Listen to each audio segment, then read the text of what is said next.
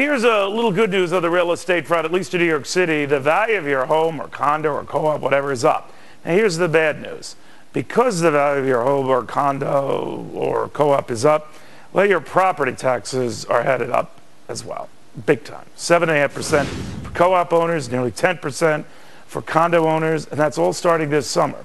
And if you think what happens in the Big Apple is just going to stay in the Big Apple, Uber realtor Dolly Len says, think again. You think this is sort of like the hidden bad news we're not hearing, right? Oh, exactly. You know, it's called, let's take the Bush tax cuts back. Let's make the municipalities take back the money that the federal government let you keep. So the real estate taxes went up. But there are a lot of areas and a lot of places across the country where property taxes have got up. So one way or the other, that's a phenomenon that's been real, right? Yeah, and the problem is that there's not a lot of good news. You know, yes, we have good news that, yes, property values are up, but they're not up across the board. The tax is up across the board. You know, even in New York, not all of New York is up. And yet the tax is going to affect everybody. So that's not a terrific thing. What about nationally? I mean, how much is New York representative of the rest of the country? The argument is always that the city leads the rest of the country. The city definitely leads the rest of the country. We're doing much better than the rest of the country, other than other pockets. Look, there are pockets in Beaver Creek and Aspen and, you know, here and there that are also doing well, wealthy communities. But New York leads as a whole community. And what is New York telling you? The tax thing notwithstanding, are you seeing more people putting their feet in the water? What? You know, I'm not seeing great demand. I'm not seeing lots of transaction.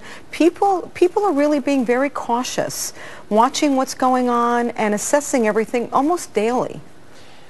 I'm also hearing there are a lot of very rich folks who they know that they have to lower their price, who are selling them, who refuse to.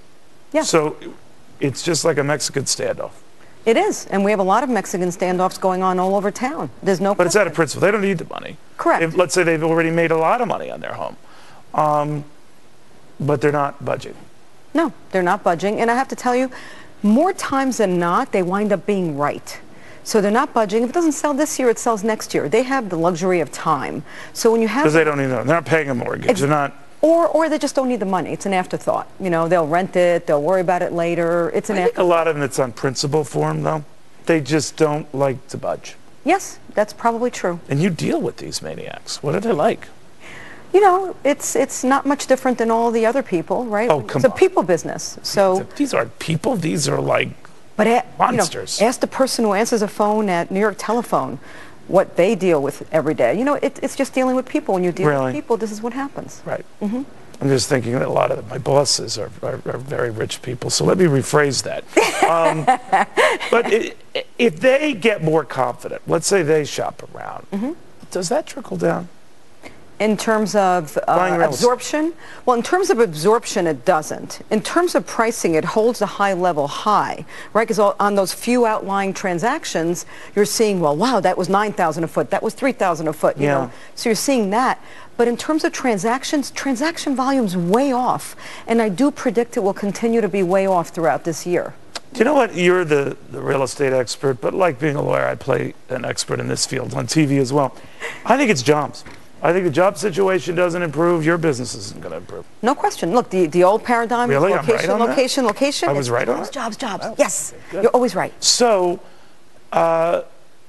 if that doesn't improve, and Ben Bernanke's right, and it's a 4 or 5 year phenomenon, at least we stay at roughly these levels, then that's another 4 or 5 years of real estate staying at these levels. Yes. I mean, New York, you know, I think a little better than that. But yes, across the country, definitely 4 or 5 years. So what about these reports that places like West Palm Beach and I think someplace in Silicon Valley are noticing a pop in activity and all? Is that real? Yes, like New York. You know, Atherton has the, you know, Microsoft people, they can go buy all the houses that exist. But it's not depth, it's only outliers. You know, real estate people hate it when you're on the show. They do, I'm sure. Because they just lie. And they just say right through a straight face that everything's great. Well, sales equal lie, so, you know, that's the way it is. Really? Yes. Anchors are like that, you know? All right, when we come back...